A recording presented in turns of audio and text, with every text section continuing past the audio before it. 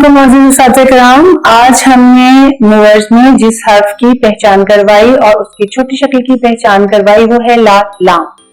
ला लाम नीचे तक आता है, फिर ऊपर आता गोल होता है, लेकिन इसकी छोटी शक्ल में लाम सिर्फ एक लाइन तक आ जाता है बस, और इसके बाद वो अपने बाकी हरूफ के साथ मिलकर नए अल्फाज बनाता है।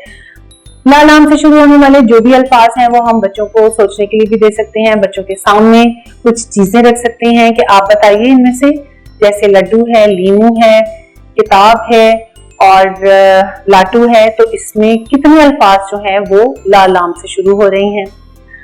लाटू चूंकि बच्चों का पसंदीदा खेल भी होता है, लड्डू बच्चों को बहुत पसंद है, लीमू सब जानते हैं, लेकिन किताब ला से शुरू नहीं हो रही। इस तरह से छोटे छोटे से फिक्रे हम बोर्ड पर लिख सकते हैं, बहुत बड़े चार्ट पर लिख सकते हैं, जैसे कि लोमड़ी को जंगल में देखा या लीमू दरख्त पर लगे। इसमें से बच्चों को हम बुलाकर कहें कि आप बताइए यहाँ पर कौन सा जो हर्फ है वो ला लाम से शुरू हो रहा है। इस तरह की मशक करने से बहुत जल्दी बच्चे सीख जाते हैं।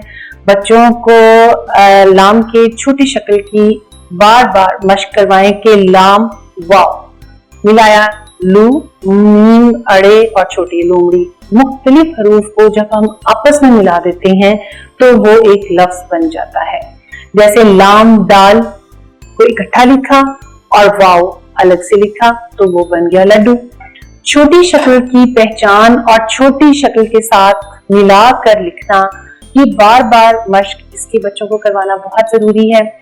हमारी वेबसाइट का जो लिंक आपको नजर आ रहा है उस पर तमाम रिसोर्सेज आपको दस्तयाब होंगे जो आपके लिए बहुत माविन और मददगार साबित हो सकते हैं। इंशाल्लाह ताला अगले सबक के साथ फिर हाजिर होगी, तब तक के लिए इजाजत, अल्लाह हाफिज।